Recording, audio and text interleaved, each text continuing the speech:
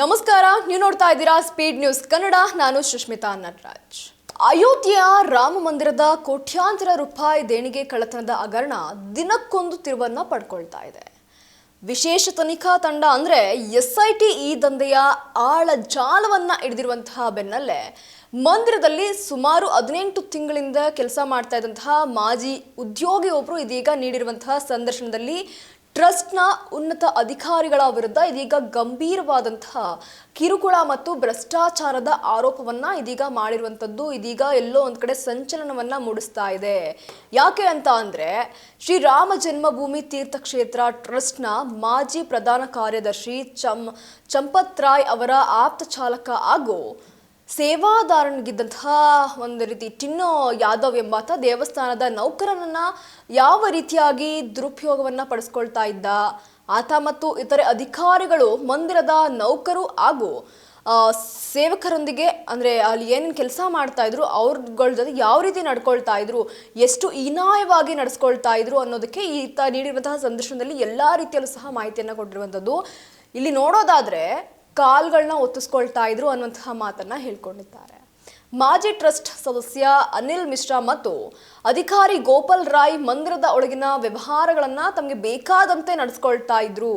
ಸಾಮಾನ್ಯ ನೌಕರಿಗೆ ತೀವ್ರ ಕಿರುಕುಳವನ್ನ ನೀಡ್ತಾ ಇದ್ರು. ಇದರಿಂದ ಬೇಸದಂತಹ ಹಲವರು ಪ್ರಾಮಾಣಿಕವಾಗಿ ಉದ್ಯೋಗದನ್ನ ಕೆಲಸವನ್ನ ಬಿಟ್ಟು ಏನ್ ಕೆಲಸ ಮಾಡ್ತಾ ಇದ್ರು ಆ ಕೆಲಸವನ್ನ ಬಿಟ್ಟು ಹೋಗಿದ್ದಾರೆ ಅನ್ನುವಂತಹ ಮಾತನ್ನ ಹೇಳ್ಕೊಂಡಿದ್ದಾರೆ. ಇನ್ನು ಮಂದಿರದಲ್ಲಿ ಉದ್ಯೋಗದ ಅಭದ್ರತೆ ಎಂಬುದು ದೊಡ್ಡ ಮಟ್ಟದಲ್ಲಿ ಇತ್ತು.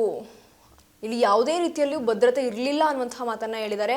ಕೇವಲ ಪ್ರಭಾವಿ ವ್ಯಕ್ತಿಗಳ ಸಂಬಂಧಿಕರಿಗೆ ಮಾತ್ರ ಉದ್ಯೋಗವನ್ನ ನೀಡಲಾಗ್ತಾ ಇತ್ತು. ಅಲ್ಲದೆ ಮಂದಿರದ ಸಣ್ಣ ಪುಟ್ಟ ಕಾಮಗಾರಿಗಳ ಕೆಲಸ ಹುಡುಕಿಕೊಂಡು ಬರುವಂತಹ ಸಣ್ಣ ಕಂಪನಿಗಳಿಂದ 10% ಕಮಿಷನ್ ಅನ್ನ ವಸೂಲಿ ಮಾಡಲಾಗ್ತಾ ಇತ್ತು ಅಂತ ಇದೀಗ ದೂರಿರುವಂಥದ್ದು. ಆದ್ರೆ ಚಂಪತ್ ರಾಯ್ ವಿರುದ್ಧ ತನಗೆ ಯಾವುದೇ ರೀತಿಯಲ್ಲೂ ಸಹ ವೈಯಕ್ತಿಕ ದೂರಿಲ್ಲ ಅನ್ನುವಂತಹ ಮಾಹಿತಿಯನ್ನ ಇದೀಗ ಸ್ಪಷ್ಟವನ್ನ ಪಡಿಸಿದ್ದಾರೆ. ಇನ್ನು ಜೈಲು ಸೇರಿರುವಂತಹ ದೇಣಿಗೆ ಕಳ್ಳತನವನ್ನ ಮಾಡಿದಂತಹ ಆರೋಪಗಳ ಬಗ್ಗೆ ಇದೀಗ ಮಾತನಾಡಿದಂತಹ ಮಾಜಿ ಸಿಬ್ಬಂದಿ, ನಾನು ಅವರನ್ನ ದೇವಸ್ಥಾನದ ಒಳಗಿನ ಟೀ ಕ್ಯಾಂಟೀನ್ನಲ್ಲಿ ಆಗಾಗ ಭೇಟಿ ಆಗ್ತಾ ಇದ್ದೆ. ಅವರ ನಡವಳಿಕೆ ಆಗಿರ್ಬೋದು ಯಾವುದು ಸಹ ಸರಿ ಇರಲಿಲ್ಲ, ಮೊದಲಿಂದಲೂ ಸಹ ಅತ್ಯಂತ ಅನುಮಾನಾಸ್ಪದವಾಗಿತ್ತು ಅನ್ನುವಂತಹ ಮಾತನ್ನ ಹೇಳ್ಕೊಂಡಿದ್ದಾರೆ. ಇನ್ನು ಎಸ್ಐಟಿ ತನಿಖೆಯ ಪ್ರಕಾರ ಆರೋಪಿಗಳು ಸಿಸಿಟಿವಿ ಕ್ಯಾಮೆರಾಗಳ ಕಣ್ ತಪ್ಪಿಸಿ ಇದೀಗ ಭಾರಿ ಪ್ರಮಾಣದ ಕಾಣಿಕೆಯ ಹಣವನ್ನ ಇದೀಗ ಕದ್ದು ಪ್ರಮುಖವಾಗಿ ನೋಡೋದಾದ್ರೆ ದೇವಸ್ಥಾನದ ಶೌಚಾಲಯಗಳಲ್ಲಿ ಅಡಗಿಟ್ಟಿಸಿದ್ರು, ಅಲ್ಲಿ ಬಚ್ಚಿಟ್ಟಿದ್ರು ಅನ್ನುವಂತಹ ಮಾತನ್ನ ಇದೀಗ ಹೇಳಿರುವಂಥದ್ದು ಇದೀಗ ಬಯಲಾಗಿದೆ ಆ ಮಾತು.